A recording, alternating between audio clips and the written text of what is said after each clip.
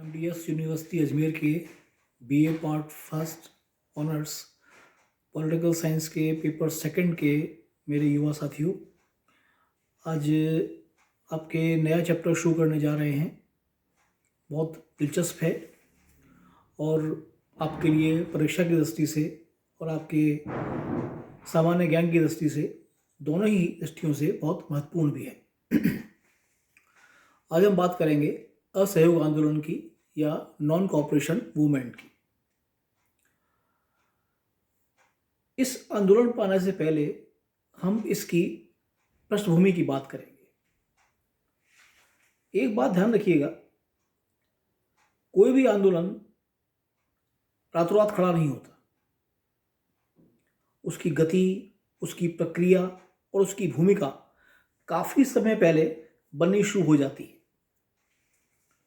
और घटनाओं को सिलसिलेवार तरीके से जोड़ना भी बहुत आवश्यक होता है। जैसे 1907 पर जाइए आप, सूरत में कांग्रेस का अधिवेशन होता है और गर्मपंथी और नरमपंथी अलग अलग हो जाते हैं। इसी दौर के बाद एक साल के बाद 1908 में तिलक पर एक मुकदमा चलता है और उनको 6 साल का देश टिकाला मिलता है सजा के रूप में।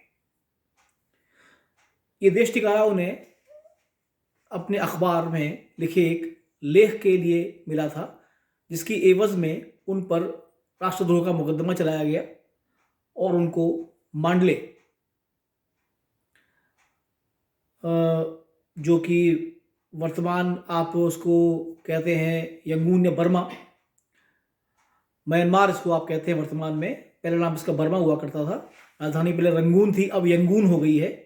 वहाँ पर इनको 6 साल के लिए गिरफ्तार करके रखा गया। आप जानते हैं कि भौगोलिक सीमाएं इतनी दूर हैं कि एक तरह से आप कहेंगे इसको कि ये एक देश टिकाला ही था।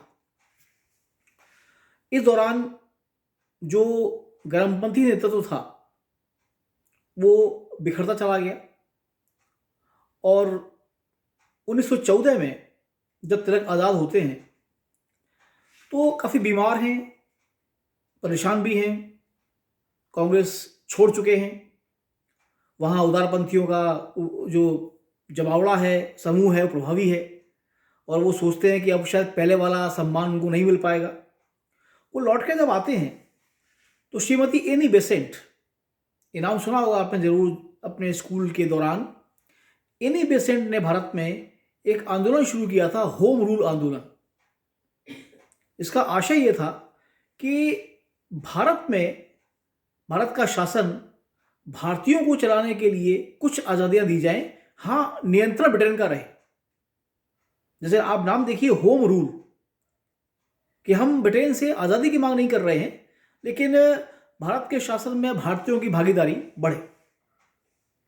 और तिलक को उन्होंने अपने साथ जोड़ा और पूना में तिलक ने इस रूल आंदोलन की शुरुआत की। इसके बाद ये और जगह फैला और धीरे धीरे तिलक ने अपनी लोकप्रियता पुनः प्राप्त की और 1916 में, यानी 2 वर्ष के बाद, आप दोबारा कांग्रेस में प्रवेश करते हैं और कांग्रेस का जो अधिवेशन हुआ लखनऊ में, उसमें कांग्रेस और मुस्लिम लीग के बीच, ये देखिए बहुत इंपॉर्टेंट है पॉलिटिकल साइंस के व्यू से, कि कांग्रेस और मुस्लिम लीग के बीच एक समझौता होता है और इस समझौते को कराने में तिलक का अहम योगदान था। लेकिन आप इसको संयोग कहें या दुर्योग या दुर्भाग्य मान लीजिए, इसी दौरान फर्स्ट वर्ल्ड वॉर चल रही है और गांधी जी 1914 के आखिरी में और 15 की शुरुआत में भारत लौटे हैं और उन्होंने ये कहा है कि ब्रिटिश साम्राज्य को समर्थन देना हमारा कर्तव्य है और हमें ये करना चाहिए, क्योंकि उन्होंने इसके बाद हमसे कुछ वादे किए हैं जिनको वो निभाएंगे। लेकिन समय बीतते बीतते हुआ इसका ठीक उल्टा। अब देखिए, गांधी जी के इस सहयोग के कारण ब्रिटिश सरकार ने उनको उस वक्त केसर ए हिंद की उपाधि दी, एक स्वर्ण पदक भी दिया और आश्वासन तो थे ही शहद में घुले हुए। लेकिन जैसे जैसे द्वितीय विश्व युद्ध समाप्ति की ओर बढ़ता गया ब्रिटिश गवर्नमेंट अपने वादों से मुकरनी शुरू होती गई। और इसका सबसे जो निर्णायक कदम था वो ये था कि एक के बाद एक करके ऐसे नियम कायदे कानून बनने शुरू हुए जो भारतीय की मांगे तो दूर की बात, जो वादे उन्होंने किए थे वो तो बहुत दूर की बात, बल्कि उसके स्थान पर जो आपको अब तक प्राप्त हो रहा था उसको भी छीनने वाले थे। उदाहरण मैं आपको देता हूं। असहयोग आंदोलन के कारणों में से जो पहला कारण है वो है युद्धोत्तरकालीन भारत में घोर निराशा और असंतोष। देखिए, भारत ने लड़ाई में ब्रिटेन का जी जान से सहायता दी थी, तन मन और धन, तीनों दृष्टियों से। कहीं कोई शुभा नहीं है इसके अंदर।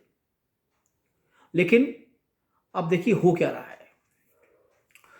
1917 में भारत में क्रांतिकारी आंदोलन की हिंसक गतिविधियों को देखते हुए ब्रिटिश गवर्नमेंट ने सर सिडनी रॉलेट की अध्यक्षता में एक कमीशन बनाया, एक आयोग बनाया और उसको अपनी रिपोर्ट देने को कहा। उसने लगभग 4 महीने जांच की और फिर ये रिपोर्ट दी कि भारत में व्यवस्थाएं बड़ी निकल रही हैं हाथ से। इन्हें कंट्रोल करने का एक ही तरीका है कि डिफेंस के नियम या रक्षा के जो नियम कायदे हैं उनको और सख्त किया जाए।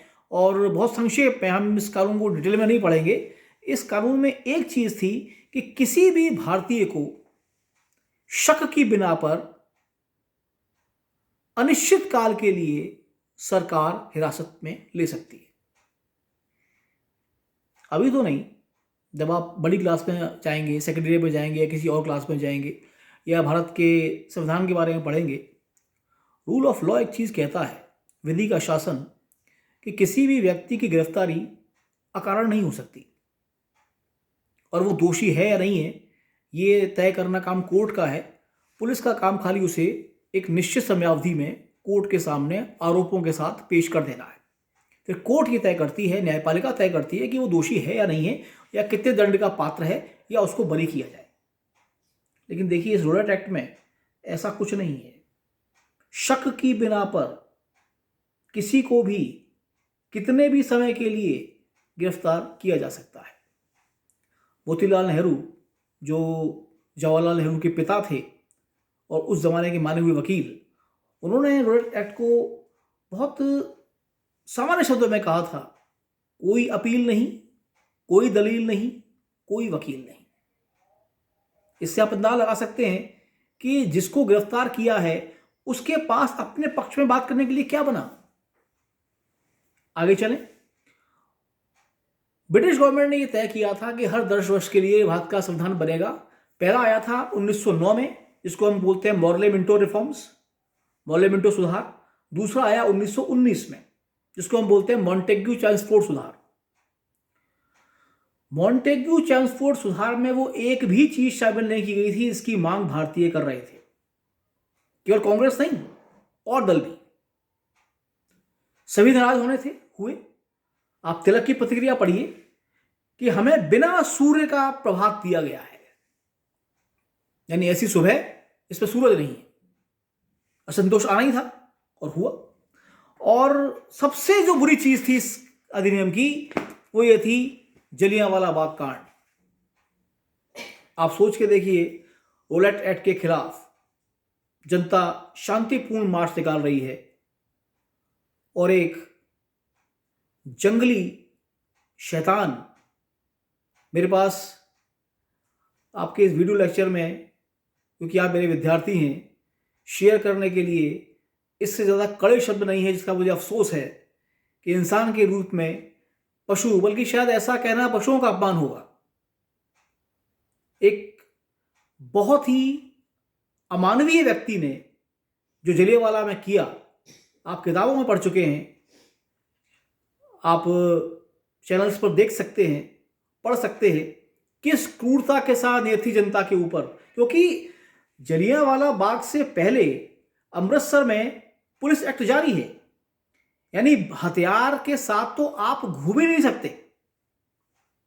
औरतें, बच्चे, निहत्थे, बूढ़े, उनके ऊपर आपने फायरिंग की, 1000 लोग मारे गए, 2000 बुरी तरह घायल हुए, और ये ब्रिटिश गवर्नमेंट ने रूल एंड लॉ के एस्टेब्लिशमेंट किया।